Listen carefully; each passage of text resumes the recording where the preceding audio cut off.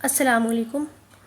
آج کی کلاس میں ہم اردو قصیدہ کے بارے میں پڑھیں گے۔ سب سے پہلے ہم جانیں گے قصیدہ ہوتا کیا ہے، پھر اس کی تعریف، قصیدے کا مقصد کیا ہوتا ہے، اس کی خصوصیات، اجزاء اور اہم شعراء کے بارے میں بات کریں گے۔ آئیے شروع کرتے ہیں۔ قصیدے کا فن۔ قصیدہ عربی زبان کا لفظ ہے۔ قصیدہ کس زبان کا لفظ ہے؟ عربی زبان کا لفظ ہے، جس کے لغوی معنی کیا ہوتا ہے؟ سطر یا مغز غلیظ کے، یعنی کہ قصیدے کے معنی کیا ہے؟ مغز غلیظ کے، یعنی کہ گاڑھا گودا۔ قصیدہ لفظ قصد سے نکلا ہے۔ قصیدہ کس لفظ سے نکلا ہے؟ قصیدہ قصد سے نکلا ہے اور اس کے لغوی معنی کیا ہے؟ ارادہ کرنے کے، یعنی قصد کے معنی کیا ہوتے ہیں؟ ارادہ کرنا۔ قصیدہ کہتے کس کے ہیں، یعنی قصیدے کی تعریف کیا ہے؟ تو قصیدہ اس نظم کو کہیں گے جس میں کسی شخص کی، کسی بادشاہ کی یا کسی بڑی شخصیت کی تعریف کی جائے۔ قصیدہ اس مسلسل نظم کو کہتے ہیں جس کے پہلے شعر کے دونوں مصرعے اور بقیہ اشعار کے دوسرے مصرعے ہم قافیہ اور ہم لطیف ہوتے ہیں۔ اب قصیدے کی خصوصیات کیا ہوتی ہیں؟ اب قصیدے کے لیے تخیل ہونا ضروری ہے۔ تخیل کی بلندی، یعنی کہ بلند تخیل ہونا چاہیے، اور شوکت الفاظ ضروری ہیں۔ یہ کیا ہے؟ قصیدے کی خصوصیات ہے۔ قصیدے کا آغاز کیسے ہوتا ہے؟ آئیے دیکھتے ہیں۔ قصیدے کا آغاز عرب سے ہوتا ہے، اور عرب میں قبیلے سے، انہی قبیلوں کے سردار کی مدح میں اشعار کہے جاتے ہیں، انہی کو قصیدہ کہتے ہیں، یعنی انہی اشعار کو قصیدہ کہتے ہیں۔ قصیدے کا آغاز عرب میں ہوا، عرب سے فارسی میں آیا، یعنی کہ کہاں سے شروعات ہوئی اس کا آغاز کہاں سے ہوا؟ قصیدے کا آغاز کہاں سے ہوتا ہے؟ عربی سے ہوتا ہے۔ پھر عربی سے کہاں آتا ہے؟ عربی سے فارسی میں آیا، اور فارسی سے کیسا آیا؟ اردو میں آیا، یعنی کہ قصیدے کا آغاز عرب میں ہوتا ہے، عرب سے فارسی میں، اور فارسی سے اردو میں آیا ہے۔ اور اردو میں قصیدے کی ابتدا کہاں سے ہوتی ہے؟ دکن سے ہوتی ہے، اور دکن سے قصیدے کو فروغ ملا۔ تو اردو قصیدے کی شروعات کہاں سے ہوتی ہے؟ دکن سے ہوتی ہے، اور تقریباً 16ویں صدی کے آس پاس قصیدے کو فروغ ملنا شروع ہوا، اور 16ویں صدی میں ہی قطب شاہی سلطنت قائم ہوئی تھی، اور اسی سلطنت کا 5واں بادشاہ کون ہے؟ محمد قلی قطب شاہ، اور قلی قطب شاہ کو ہی اردو کا پہلا قصیدہ گو شاعر مانا جاتا ہے۔ یعنی کہ اگر بات کریں ہم اردو کے پہلے قصیدہ گو کی، تو اردو کے پہلے قصیدہ گو کون ہے؟ اردو کے پہلے قصیدہ گو شاعر کون ہے؟ محمد قلی قطب شاہ ہیں۔ محمد قلی قطب شاہ مغلیہ سلطنت کے بادشاہ جلال الدین محمد اکبر، جن کا اصل نام بدر الدین تھا، کس کا اصل نام بدر الدین تھا؟ اکبر کا، ان کا ہم عصر تھا، یعنی کہ محمد قلی قطب شاہ کس کا ہم عصر تھا؟ تو اکبر کا، یعنی کہ جلال الدین محمد اکبر کا۔ اکبر کا جنم کب ہوتا ہے؟ 1542 میں اکبر کا جنم ہوتا ہے، کہ آس پاس ہوا۔ قلی قطب شاہ کا جنم کب ہوا؟ قلی قطب شاہ کا جنم ہوتا ہے 1565 میں، اور اکبر امی یعنی کہ ان پڑھ تھے، اور قلی قطب شاہ کو اردو کا پہلا صاحب دیوان شاعر بھی کہا جاتا ہے۔ قلی قطب شاہ کو اردو کا پہلا صاحب دیوان شاعر کہا جاتا ہے۔ قصیدے میں کسی انسان کی تعریف بیان کی جاتی ہے، یہ تعریف زندہ لوگوں کی جاتی ہے۔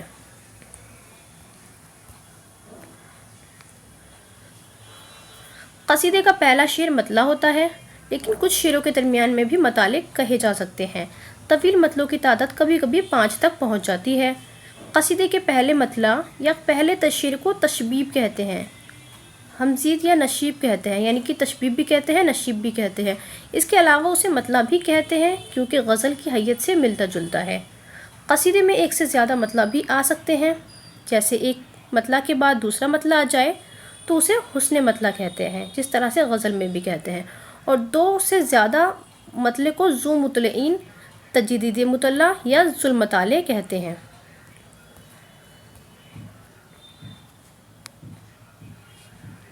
سب سے آخری میں مقطع آ جاتا ہے، جس میں شاعر اپنا تخلص استعمال کرتا ہے، اسی طرح غزل میں بھی ہوتا ہے۔ آخر میں دعا پر خاتمہ کا کلام ہوتا ہے، جسے براءۃ الختام یا حسن مقطع کہتے ہیں۔ موضوع کے اعتبار سے قصیدے کی 4 اقسام ہیں۔ اب ہم قصیدے کی اقسام کی بات کرتے ہیں، اور موضوع کے اعتبار سے بات کریں تو موضوع کے اعتبار سے قصیدے کی کتنی اقسام ہیں؟ موضوع کے اعتبار سے قصیدے کی 4 اقسام ہیں۔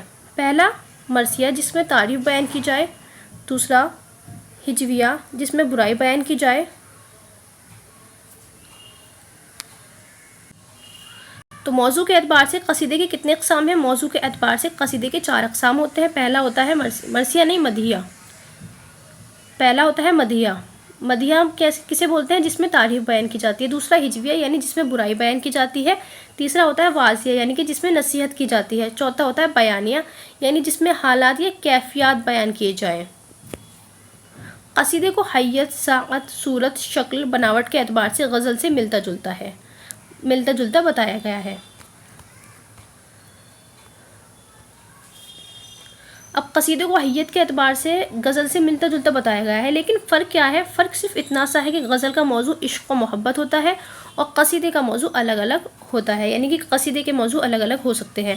قصیدے کو خوش آمد کلام بھی کہا جاتا ہے.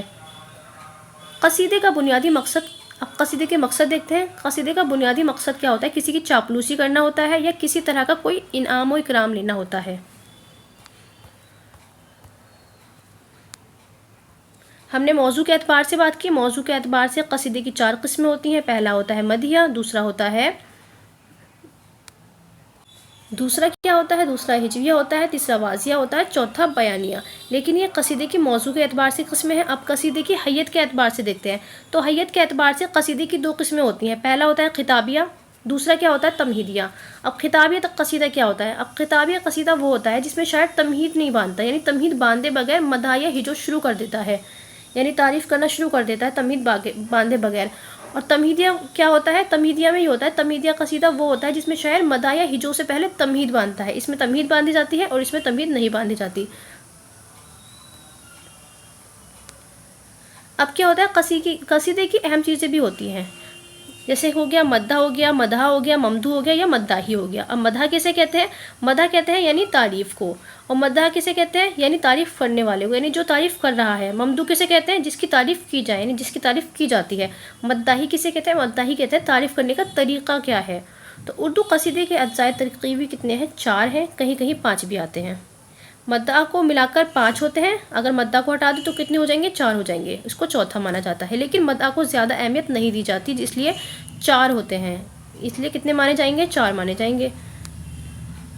تو اور ان کی زمانی ترتیب درج ذیل ہے. اب ان کی زمانی ترتیب میں پہلا کیا ہے؟ تشبیب ہے. تشبیب کے بعد گریز آئے گا، گریز کے بعد مدح، اور اگر مدح بھی آئے گا تو چوتھے نمبر پر آئے گا. بعض جگہ اسے نہیں مانا جاتا.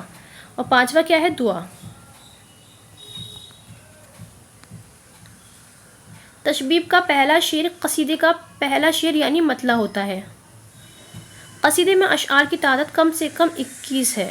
اب قصیدے کی اشعار کی تعداد کم سے کم بات کی جائے تو 21 ہے، اور زیادہ کتنی بھی ہو سکتی ہے، اور زیادہ کی کوئی حد ہی نہیں ہے.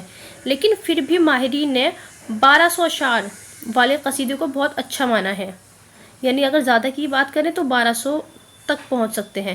قصیدے سے مطلع کے لیے شرط ہے کہ وہ بلند یہ پایا اور شگفتہ ہو. تشبیب کو قصیدے کا پہلا جز یا پہلا اجزائے ترکیبی مانا جاتا ہے. تشبیب، گریز، مدح، پھر دعا.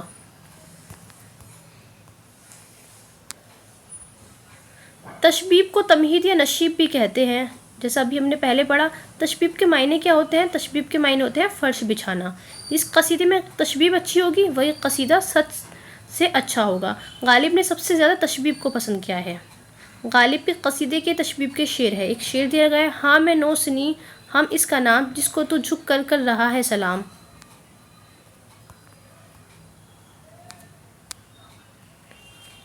یہ تشبیب کا شعر ہے. اس میں غالب بہادر شاہ ظفر کی تعریف بیان کر رہے ہیں.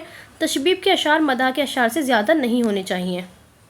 تشبیب کے بعد دوسرا جز آتا ہے. دوسرا کیا ہوتا ہے؟ گریز ہوتا ہے. پہلا ہے تشبیب، دوسرا ہے گریز. اور اس کے معنی کیا ہوتے ہیں گریز کے معنی ہوتے ہیں بھاگنا، کیونکہ تشبیب سے مدح کی طرف بھاگنا ہوتا ہے. تشبیب، اس کے بعد کیا ہوتا ہے؟ گریز. تو تشبیب سے گریز کی طرف بھاگنا ہوتا ہے اور اس کے درمیان گریز آتا ہے، اس لیے گریز کو تشبیب اور مدح کو جوڑنے والی کڑ یا پل کہتے ہیں. اب گریز کس کس کو جوڑ رہی ہے؟ تشبیب کو اور مدح کو، اس لیے اس کو کیا کہا جاتا ہے؟ تشبیب اور مدح کو جوڑنے والی کڑی یا پھر پل، یا 2 بیلوں کو ایک جوڑے میں جوتنا. گریز کا مقصد صرف اتنا ہوتا ہے کہ وہ تشبیب کو اور مدح کو ایک ساتھ جوڑ دے، اور شاعر کے پاس یہ ہنر ہوتا ہے کہ وہ تشبیب ختم کرے اور کب گریز پر آ جائے وہ بات پتہ ہی نہیں چلتی. اس لیے کہا جاتا ہے گریز میں بات سے بات کہنے کا ہنر ہوتا ہے، اور یہ ہنر ایک اچھے قصیدہ کو شاعر ہی میں ملتا ہے. ابھی جو ہم نے غالب کا تشبیب کا شعر لکھا ہے اس کا اگلا حصہ ہے یا کہہ سکتے ہیں گریز کا حصہ ہے۔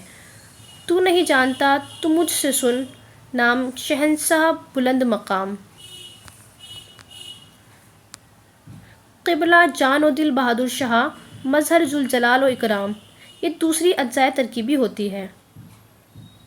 کون سی؟ گریز، جسے گریز کہتے ہیں، اور یہ تشبیب کو مدح سے جوڑنے کا کام کرتی ہے، اور اس کے بعد مدح کے اشعار آتے ہیں۔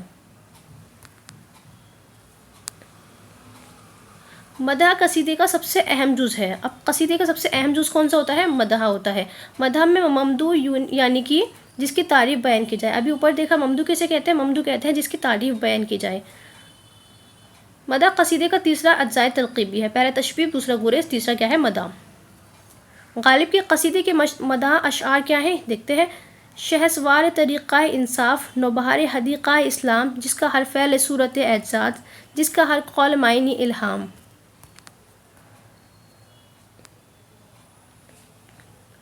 یہ غالب کے قصیدے کے مدح کے اشعار ہیں جو انہوں نے بہادر شاہ ظفر کی مدح میں لکھا تھا۔ دعا قصیدے کا آخری جز ہے۔ تشبیب، گریز، مدح، پھر آخری کیا ہے؟ دعا۔ اور اس میں اختتام ہوتا ہے، یعنی کہ مکمل ہو جاتا ہے قصیدہ۔ اور قصیدے کا اختتام کرنے کے لیے ضروری ہوتی ہے دعا، کیونکہ جو قصیدہ کو ہوتا ہے اس کی امید یہی ہوتی ہے کہ میں دعا کروں گا تو مجھے کچھ نہ کچھ انعام ملے گا۔ اگر ہم یہاں مدح کی بات کریں، یعنی جو ہمارا چوتھا ہے، تو مدح میں قصیدہ کو اپنی ضرورت کی بات کرتا ہے، مجھے اس چیز کی ضرورت ہے یا مجھے فلاں چیز کی غرض ہے، یعنی کہ اپنی ضرورت کی بات کرتا ہے۔ قصیدے کو ڈائریکٹ نہیں بتایا جاتا، بلکہ انڈائریکٹ طریقے سے اپنی غرض کا شعر ذکر اشعار کے استعمال کرتا ہے، یعنی قصیدہ کو جو ہوتا ہے اسے کچھ مانگنا ہوتا ہے، اسے کسی چیز کی ضرورت ہوتی ہے تو اس کو ڈائریکٹ نہیں بتاتا بلکہ انڈائریکٹلی بتاتا ہے۔ اس کے برعکس، یعنی کہ اسی کے اپوزٹ، دعا میں قصیدہ کو اپنے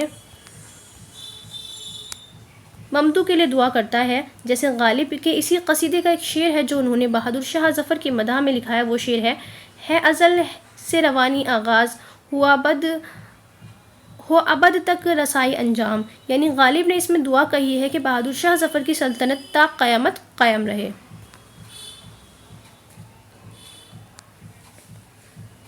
آئیے اب قصیدے کے بارے میں مختلف اقوال یعنی قول دیکھ لیتے ہیں۔ قصیدے کے بارے میں مختلف اقوال۔ زندوں کی تعریف کو قصیدہ کہتے ہیں، اور مردوں کی تعریف کو، جس میں تاسف اور افسوس بیان کیا جاتا ہے، اس کو مرثیہ کہتے ہیں۔ یہ بات کس نے کہی ہے؟ یہ کس کا قول ہے؟ یہ ہے الطاف حسین حالی کا، جو اس نے مقدمہ شعر و شاعری میں کہی ہے، جو الطاف حسین حالی کی ایک بہت مشہور کتاب ہے جو 1893 میں شائع ہوئی۔ غزل اور قصیدے کے ناپاک دفتر ہیں، عفونت میں سنڈات سے بدتر ہیں۔ یہ بات بھی کس نے کہی؟ یہ بات بھی الطاف حسین حالی نے کہی ہے۔ قصیدہ کی بنیاد محض تقلیدی مضامین پر نہیں بلکہ شاعر کے جوش اور ولولہ پر تو شعر نہایت بلند ہو جاتا ہے اور قصیدے کا ضروری وصف بھی ہے۔ یہ بات بھی کس نے کہی؟ یہ بھی الطاف حسین حالی نے کہی ہے۔